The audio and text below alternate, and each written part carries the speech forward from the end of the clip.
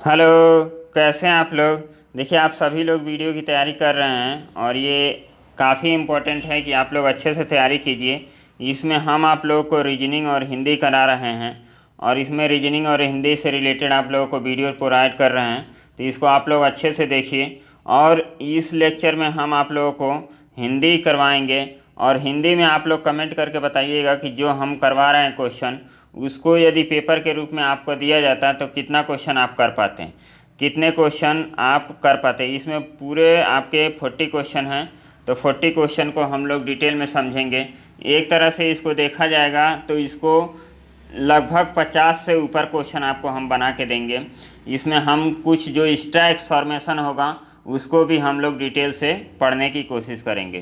तो चलिए यहाँ पे हम लोग पहला क्वेश्चन देखते हैं। पहला क्वेश्चन क्या है, आपका भविष्य उज्जवल हो। आपका भविष्य उज्जवल हो, इसको हम लोग क्या देखना है, अर्थ की दृष्टि से वाक्य भेद बताइए। अब देखिए आपका भविष्य उज्जवल हो, तो इसको हम लोग क्या करते हैं, किसी के लिए कामना करते हैं, तो ये कौन सा वाक्य हो जाएगा, इच्छावाचक वाक्य हो जाएगा। प्रश्नवाचक वाक्य, जब हम किसी से प्रश्न पूछते हैं उसके लास्ट में क्वेश्चन वर्ड लगता है, तो ये होता है प्रश्नवाचक वाक्य। नेक्स्ट हम लोग देखते हैं। अब ये हो गया कीर्तिवाच्य। कीर्तिवाच्य में क्या आपका डिफरेंस है। अब देखिए इसमें क्या है, कीर्तिवाच्य का मतलब होता है जहाँ कर्ता, जहाँ सब्जेक्ट की प्रधानता होती है, इसको हम लोग हिंदी में कर्ता कहते हैं। जहाँ सब्जेक्ट की प्रधानता होती है उसको हम लोग कीर्तिवाच्य बोलते हैं। और जहाँ ऑब्जेक्ट की प्रधानता होती है, कर्म की प्रधानता होती है, वहाँ पे कौन सा वाक्य लगता है, कौन सा वाच्य होता है, वो कर्मवाच्य होता है। तो यहाँ पे हम लोग देखेंगे अध्यापक द्वारा विद्यार्थियों को पढ़ाया गया, तो ये तो बिल्कुल गलत हो जाएगा। अध्यापक ने विद्यार्थियों को पढ़ाया, तो ये आपका राइट आंसर हो जाएगा। अध्यापक ने विद्यार्थियों को पाठ पढ़वाया। अब देखिए अध्यापक यहाँ पे पाठ पढ़ा नहीं रहा है, वो पाठ किसी और से पढ़वा रहा है। फिर यहाँ अध्यापक द्वारा, तो काफ़ी आसान था इसको पहचानना और इसको आप लोग कर जाते। ऑप्शन नंबर बी आपका राइट आंसर हो जाएगा।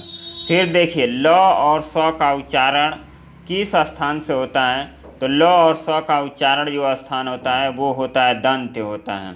और ल को हम लोग कौन सा व्यंजन कहते हैं, ल होता है पार्श्विक व्यंजन। अब देखिए इसमें आपका अंतस्थ व्यंजन कौन सा होता है, अंतस्थ व्यंजन होता है य, र, ल, व। ये आपका अंतस्थ व्यंजन होता है। इसको य और व को हम लोग अर्ध स्वर कहते हैं और र जो होता है ये लुंठित स्वर होता है और इसको प्रकंपित भी कहते हैं। और जो ल होता है इसको हम लोग पार्श्विक स्वर कहते हैं, पार्श्व स्वर इसको बोला जाता है। तो ये हो गया। और इसके बाद आपका आता है ऊष्म व्यंजन। ऊष्म व्यंजन में क्या होता है, श होता है, फिर श होता है षटकोण स, और फिर ये स, और फिर ह। तो ये होता है ऊष्म व्यंजन। जब बोलते वक्त ऊष्मा बाहर निकलती है तो इसको हम लोग क्या बोलते हैं, ऊष्म व्यंजन बोलते हैं। अब इसमें एक चीज़ और देख लीजिए, एक चीज़ और समझा दे रहे हैं हम आप लोग को कि आप लोग पढ़े होंगे कि क से लेके और म तक जो 25 व्यंजन होते हैं उसको हम लोग क्या बोलते हैं, स्पर्श व्यंजन बोलते हैं। स्पर्श व्यंजन में क्या क्या होता है, क वर्ग, च वर्ग, फिर ट वर्ग, त वर्ग और प वर्ग, ये 5 होते हैं और सब में 5-5 होते हैं। तो ये कौन कितने हो जाते हैं, टोटल 25 हो जाते हैं। अब देखिए इसका उच्चारण स्थान क्या होता है, इसका उच्चारण स्थान ये कंठ होता है। फिर इसको केटीएम से याद रखिए, KTM, और ये होता है डू। तो देखिए ये होता है कंठ से, ये होता है तालु से, फिर ये होता है मूर्धा, और ये त वर्ग होता है दंत से, और प वर्ग होता है ओष्ठ से। तो ये हम लोग याद रखेंगे, इस तरह हम लोग का होता है। तो चलिए नेक्स्ट हम लोग क्वेश्चन देखते हैं। नेक्स्ट क्वेश्चन में क्या है, नेक्स्ट क्वेश्चन देखेंगे, दिए गए विकल्पों से रिक्त स्थान के लिए सही विकल्प बताइए। आदि कवि ने संस्कृत में व्याकरण की रचना की। अब यहाँ पे देखिए संस्कृत में व्याकरण की रचना किसने की, वाल्मीकि ने की। तो वाल्मीकि का यहाँ पे सही रूप पूछा जा रहा है। तो वाल्मीकि का सही रूप जो होता है, वाल्मीकि आपका ये सही रूप होता है। तो इसमें देखिए कौन सा है, ये दूसरा ऑप्शन और ये कट गया, वाल्मीकि और वाल्मीकि। इसमें पहला और चौथा, ये दोनों क्या है, सही हैं। तो इसका यदि कमीशन इस तरह का पेपर बनाएगा तो क्या करेगा, इसको एलिमिनेट करके इसके लिए फुल मार्क्स सबको मिलेगा। तो वाल्मीकि का सही रूप क्या होता है, ये होता है। नेक्स्ट क्वेश्चन हम लोग पढ़ेंगे। नेक्स्ट क्वेश्चन में क्या दिया है, स्वरों का उच्चारण होता है। अब स्वर क्या होते हैं, स्वर एक तरह से स्वतंत्र होते हैं, व्यंजन की सहायता से नहीं, अनुस्वार अनुनासिक बिना किसी की सहायता से होता है स्वरों का उच्चारण। Option number D. अब यहाँ पे देखिए, जिस भाषा का अनुवाद किया जाता है उसे कहते हैं स्रोत भाषा, हम लोग कहते हैं सोर्स लैंग्वेज, जिसको हम लोग बोलते हैं, जिसका हम लोग ट्रांसलेशन करते हैं। जैसे मान लीजिए कि जितना भी पेपर बनता है वो सब किस में बनता है, इंग्लिश में बनता है। इंग्लिश को ट्रांसलेट करके अदर लैंग्वेज में बनाया जाता है, जैसे हिंदी हो गया, उर्दू हो गया, और सब लैंग्वेज में ट्रांसलेट किया जाता है हिंदी लैंग्वेज को। तो इंग्लिश क्या हो जाएगी, सोर्स लैंग्वेज हो जाएगी, किसकी, हिंदी की हो जाएगी। फिर ये उर्दू की हो जाएगी, किस परिप्रेक्ष्य में, पेपर के परिप्रेक्ष्य में। अब ऐसा नहीं करना है कि इंग्लिश सोर्स लैंग्वेज है हिंदी की, तो ये गड़बड़ हो जाएगा। हम कहाँ बात कर रहे हैं इसको देखना है। जो भी पेपर बनता है इंग्लिश में बनता है, इंग्लिश को ट्रांसलेट करके हिंदी, उर्दू और जो भी अन्य लैंग्वेज है उसमें हम लोग क्या कमीशन ट्रांसलेट करके पेपर देता है। इसीलिए कभी भी देखेंगे तो इंग्लिश लैंग्वेज क्या होता है, गलत नहीं होता है। हिंदी लैंग्वेज में कभी कभी गलतियां हम लोग को देखने को मिलती हैं, तो वहाँ पे हम लोग को क्या करना है, इंग्लिश लैंग्वेज हमको पढ़ने आना चाहिए।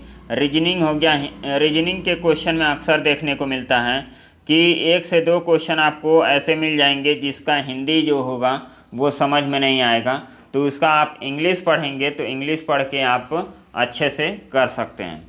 चलिए नेक्स्ट हम लोग पैसेज देखते हैं। ये छोटा सा पैसेज है। यहाँ पे पैसेज को पढ़ने से पहले सबसे पहले हम बोलते हैं कि आप लोग क्वेश्चन पढ़ लीजिए कि क्वेश्चन क्या दिया है। क्वेश्चन में देखिए, स्वतंत्रता की माता कौन है, स्वतंत्रता की सौतेली माता कौन है, और फिर आत्म संस्कार के लिए आवश्यक है। अब इतना 3 क्वेश्चन है। अब यहाँ पे देखिए, नम्रता ही स्वतंत्रता की माता है, पहले ही मिल गया, तो पहले क्वेश्चन का आंसर क्या हो जाएगा आपका, नम्रता हो जाएगा। फिर यहाँ पे लोग भ्रमवश अहंकार को इसकी माता समझ बैठते हैं, वह इसकी सौतेली माँ है। तो अभी सौतेली माँ का जिक्र आया था, तो अहंकार क्या हो जाएगा, इसका राइट आंसर हो जाएगा, इसमें हो जाएगा नम्रता।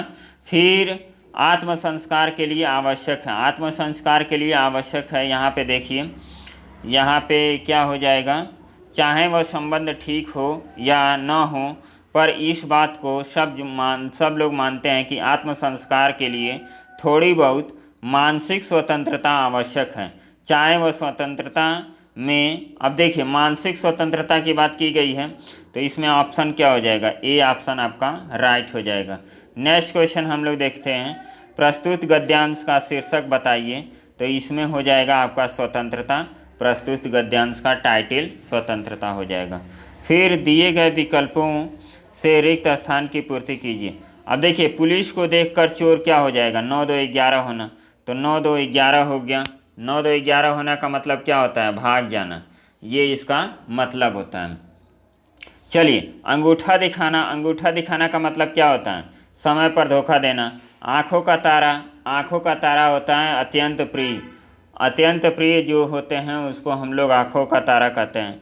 अंधे की लकड़ी, अंधे की लकड़ी का मतलब होता है एकमात्र सहारा, जैसे बूढ़े माँ बाप का इकलौता सहारा उसका लड़का होता है, तो वो क्या हो गया, अंधे की लकड़ी हो गई। फिर चलिए हम लोग नेक्स्ट देखते हैं, निम्नलिखित शब्दों में कौन सा शब्द सूर्य का पर्यायवाची नहीं है। काफ़ी इम्पोर्टेंट है। अब देखिए, सूर्य का पर्यायवाची नहीं है तो इसको हम लोग क्या बोलेंगे, इसमें दिवाकर, प्रभाकर और भास्कर ये क्या है, सूर्य के पर्यायवाची हैं। जो सुधाकर है, सुधाकर ये चंद्रमा का पर्यायवाची है। चंद्रमा का पर्यायवाची यदि देखा जाएगा तो सुधाकर होगा। और देखिए, इसमें चंद्रमा के और भी पर्यायवाची होते हैं, जैसे हिमांशु हो गया, फिर सुधांशु हो गया, राकेश बोला जाता है चंद्रमा को, फिर आपका बोला जाता है कौन, शशि बोला जाता है, शशि हो गया चंद्रमा का, फिर सारंग, निशाकर, ये सब आपका बोला जाता है। यदि सूर्य का और भी पर्यायवाची देखेंगे तो सूर्य को हम लोग मार्तंड भी बोलते हैं। ये हो गया। मार्तंड भी होता है, रवि भी बोला जाता है, मरीचि भी बोला जाता है, ये मरीचि भी बोला जाता है सूर्य को। तो ये आपके सूर्य के पर्यायवाची हो गए। तो चलिए नेक्स्ट क्वेश्चन देखा जाए। इसमें हम 40 क्वेश्चन लिए हैं, लेकिन आप लोग कैलकुलेट करेंगे तो आपको बहुत सारे क्वेश्चन मिलेंगे जो हम एक्स्ट्रा इन्फॉर्मेशन आप लोगों को दे रहे हैं। तो आप लोग इसमें अच्छा कीजिए और जो एक्स्ट्रा इन्फॉर्मेशन है उसको अपने मन से भी रिकॉल करना है कि यहाँ पे क्या क्या हो सकता है। अभी जितने क्वेश्चन हम बता रहे हैं प्रीवियस ईयर के क्वेश्चन हम बता रहे हैं, तो ये प्रीवियस ईयर का क्वेश्चन आप भी देख सकते हैं। दिए गए विकल्पों में से अमृत का विलोम शब्द क्या होगा। अब देखिए दिए गए विकल्पों में से अमृत का विलोम शब्द क्या होगा। अमृत का विलोम शब्द होता है विष। विष क्या होता है, अमृत का विलोम शब्द होता है। जैसे रात का विलोम क्या होता है, दिन होता है। फिर आपका सुबह का शाम, ये सब आपके विलोम शब्द होते हैं। चलिए नेक्स्ट हम लोग पढ़ेंगे। अब बताइए जलज किसका सिनोनिम्स है, मतलब जलज किसका पर्यायवाची है, इसको आप लोग कमेंट करके ज़रूर बताना। फिर रामचरितमानस की रचना किस कवि ने की। अब रामचरितमानस की रचना तुलसीदास ने की है, तो रामचरितमानस की रचना तुलसीदास ने की है। अब देखिए तुलसीदास की और भी रचनाएं हैं, जैसे कवितावली हम लोग पढ़ते हैं, दोहावली हम लोग पढ़ते हैं, 12वें रामायण हम लोग पढ़ते हैं, फिर विनय पत्रिका पढ़ते हैं, गीतावली हम लोग पढ़ते हैं। तो ये सब क्या हैं, ये तुलसीदास की अन्य रचनाएं हैं। नेक्स्ट हम लोग पढ़ेंगे माता पिता दोनों प्रश्न।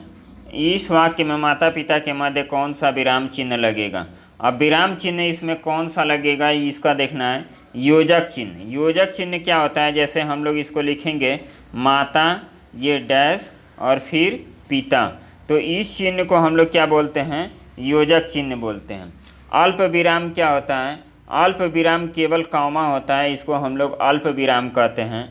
और अर्ध विराम कौन सा होता है, अर्ध विराम आपका होता है कौन सा, ये पॉइंट दे के नीचे कामा लगा देते हैं, इसको अर्ध विराम कहते हैं। निर्देशक चिन्ह क्या होते हैं, जैसे मान लीजिए कुछ लिख के यहाँ पे डैश लगा दीजिए, तो ये हो जाएगा निर्देशक चिन्ह। नेक्स्ट क्वेश्चन हम लोग पढ़ेंगे, तो नेक्स्ट क्वेश्चन में क्या दिया गया है। नेक्स्ट क्वेश्चन यहाँ पे पढ़ेंगे, तो ये दिया है हिंदी को भारत की राजभाषा कब बनाया गया था।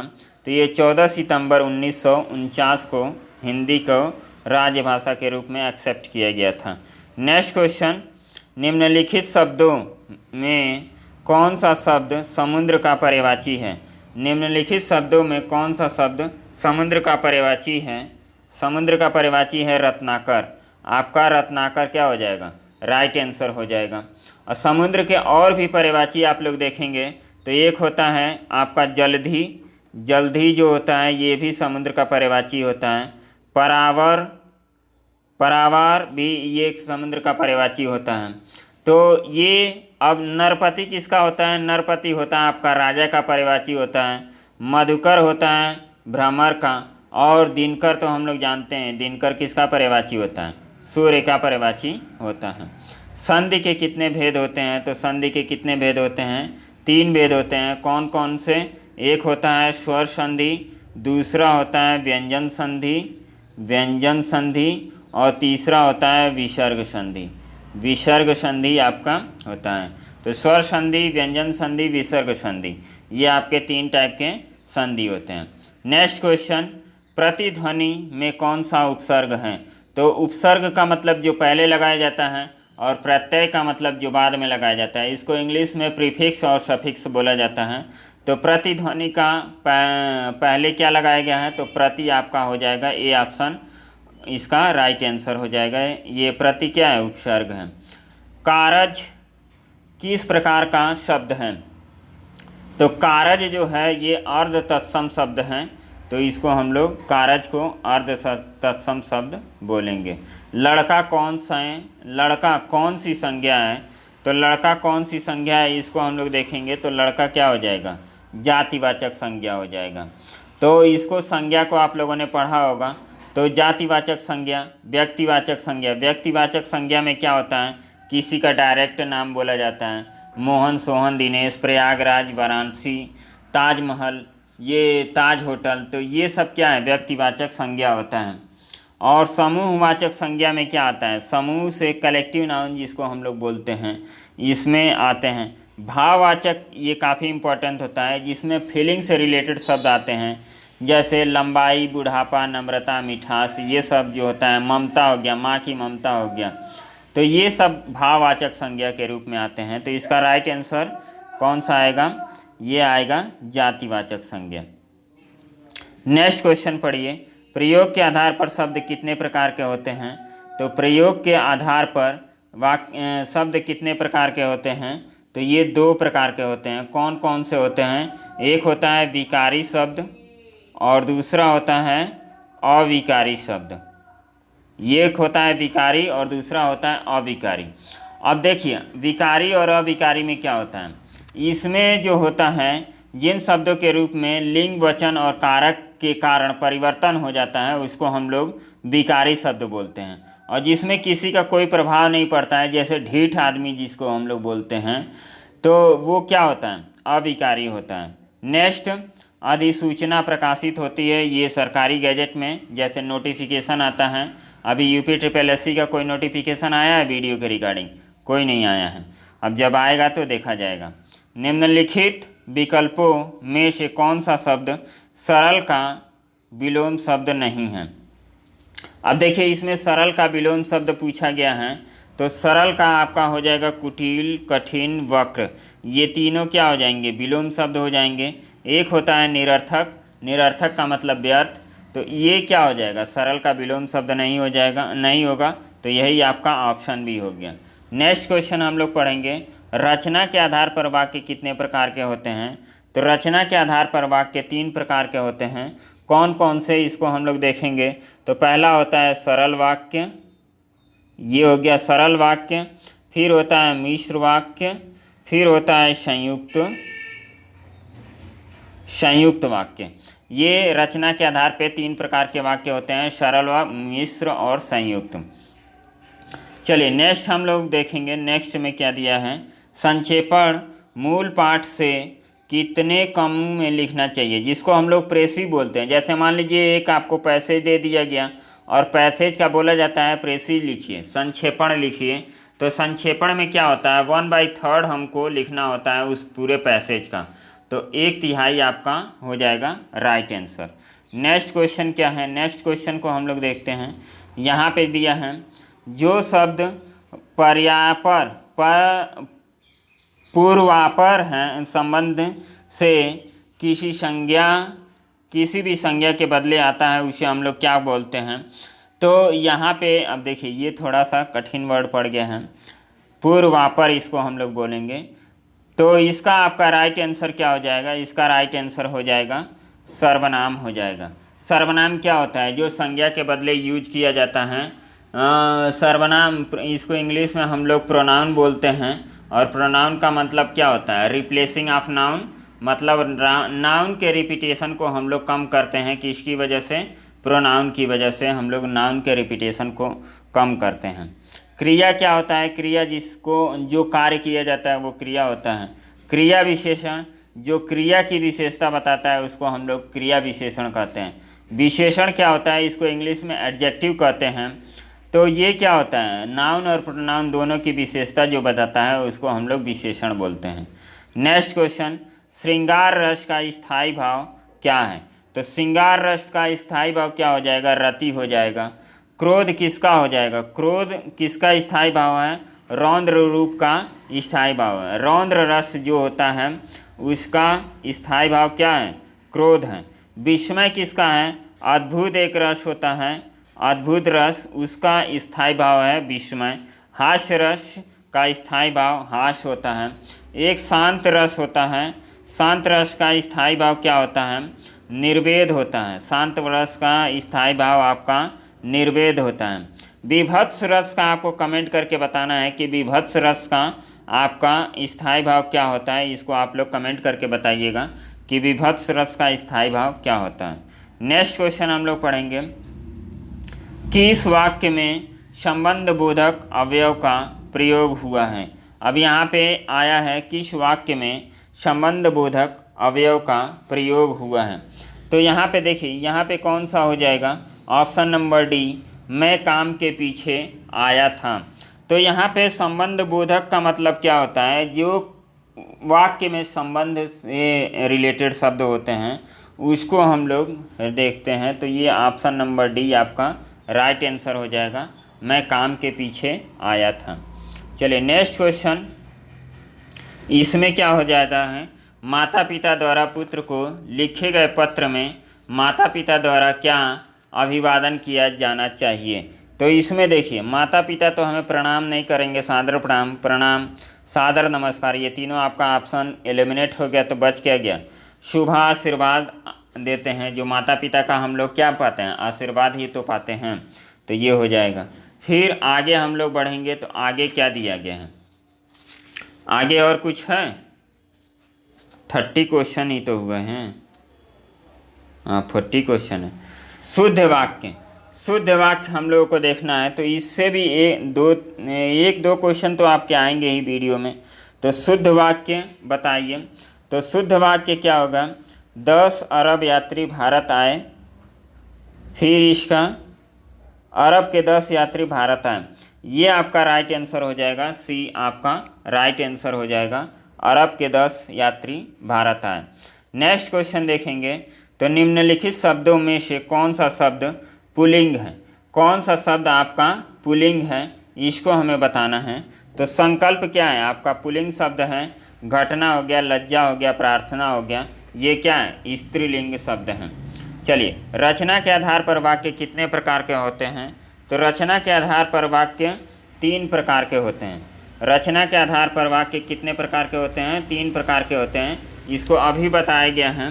तो इसमें सरल वाक्य, मिश्र वाक्य और संयुक्त वाक्य, ये सेम क्वेश्चन पूछ दिया गया है। चलिए नेक्स्ट क्वेश्चन, रूप के अनुसार क्रिया विशेषण कितने प्रकार के होते हैं। रूप के अनुसार क्रिया विशेषण कितने प्रकार के होते हैं। तो ये होते हैं 3 प्रकार के। कौन कौन से, मूल क्रिया विशेषण, यौगिक क्रिया विशेषण और स्थानीय क्रिया विशेषण, ये 3 प्रकार के क्रिया विशेषण आपके होते हैं। क्रिया विशेषण का मतलब क्या होता है, जो शब्द क्रिया की विशेषता बताते हैं, वर्ब की विशेषता बताते हैं, उसको हम लोग क्रिया विशेषण बोलते हैं। नेक्स्ट क्वेश्चन देखेंगे। अर्थ के अनुसार किस क्रिया विशेषण, ये क्या बोल रहा है जी, अर्थ के अनुसार क्रिया विशेषण कितने प्रकार के होते हैं। तो इसको तो हम लोग पढ़ लिए, ये होता है 3। चलिए नेक्स्ट क्या है, अंश और अंश शब्द युग्म का सही अर्थ बताइए। तो अंश और अंश का शब्द युग्म का सही अर्थ हो जाएगा। अब देखिए, एक अंश का होता है हिस्सा, एक हो गया हिस्सा, और एक होता है कंधा। तो इसका राइट आंसर क्या हो जाएगा, बी हो जाएगा। गोदान का लेखक कौन है। तो गोदान का लेखक हम लोग देखेंगे। तो गोदान के लेखक कौन हो जाएंगे, गोदान के लेखक प्रेमचंद्र हो जाएंगे। गबन भी प्रेमचंद्र ही लिखे हैं। कर्मभूमि, ये भी कौन लिखा है, कर्मभूमि भी प्रेमचंद्र ही लिखे हैं। फिर एक होता है निर्मला, निर्मला काफ़ी इम्पोर्टेंट है, ये एग्ज़ाम में भी आता है कि निर्मला के राइटर कौन है। तो ये हो जाएगा प्रेमचंद्र। मंगलसूत्र हो गया, वरदान हो गया। सेवा सदन, ये भी कौन लिखे हैं, प्रेमचंद्र ही लिखे हैं, सेवा सदन। चलिए नेक्स्ट, बुंदेली का क्षेत्र क्या है। अब बुंदेली का मतलब पश्चिमी भाषा है, पश्चिमी हिंदी भाषा है। तो पश्चिम में कौन कौन सा आता है, ये जयपुर, अजमेर, तो ये तो राजस्थान हो गया, आगरा, मथुरा, भरतपुर। ये बुंदेली का मतलब ये बुंदेलखंड से रिलेटेड जो होता है, तो ये कौन है, Jhansi, Jalaun, Datia. Option number B आपका राइट आंसर हो जाएगा। नेक्स्ट क्वेश्चन पढ़िए। इसमें क्या दिया है, निम्न में कौन सा संकेतवाचक वाक्य है। संकेतवाचक मतलब सिंबलाइज किया जा रहा है, वो कौन सा है। यदि वर्षा अच्छी हुई तो फसल भी अच्छी होगी। तो यही है आपका संकेतवाचक, मतलब सिंबलाइज करके बात किया जा रहा है। क्या इस बार वर्षा अच्छी होगी। तो ये कौन सा वाक्य है, ये आपका हो गया प्रश्नवाचक। फसल अच्छी हो तो अच्छा होगा, फसल अच्छी हो तो अच्छा होगा, ये कौन सा, ये भी आपका इच्छावाचक है। ये कौन सा है, इच्छावाचक है। वाह क्या अच्छी फसल है, तो इसको हम लोग एक्सक्लेमेटरी सेंटेंस बोलते हैं। चलिए नेक्स्ट लास्ट वाला, और इस लास्ट वाले का आंसर आप लोग को कमेंट करके बताना है। हिंदी का प्रथम समाचार पत्र 1826 ईस्वी में कहाँ से प्रकाशित हुआ था? तो दिल्ली, कोलकाता, मुंबई और मद्रास। इसको आप लोग कमेंट करके बताइएगा कि इसका राइट आंसर क्या होगा। और जो भी दिक्कत हो वो आप लोग क्या करिए, कमेंट में बता दीजिए, या आप लोग व्हाट्सएप ग्रुप और टेलीग्राम ग्रुप दिया गया है उससे आप लोग जुड़ के अपनी क्वेरी को पूछ सकते हैं। व्हाट्सएप ग्रुप में जुड़ जाएंगे तो इसमें क्या होता है, डेली शाम को इसमें डिस्कशन किया जाता है, जो भी आपके प्रॉब्लम होते हैं उसको यहाँ पे सॉर्ट आउट किया जाता है। और कोई भी आपके क्वेश्चन फंस गए, जैसे रीजनिंग्स को सॉल्व कर रहे हैं, वो क्वेश्चन आपसे प्रॉब्लम कर रहा है, तो उसका फिगर हमें मतलब फ़ोटो भेज दीजिए और हम उसका सलूशन भेज देते हैं। तो व्हाट्सएप ग्रुप को आप लोग ज़रूर ज्वाइन कीजिए और साथ में टेलीग्राम ग्रुप को भी ज्वाइन कर लीजिए। तो चलिए मिलते हैं नेक्स्ट वीडियो में, तब तक के लिए बाय, धन्यवाद।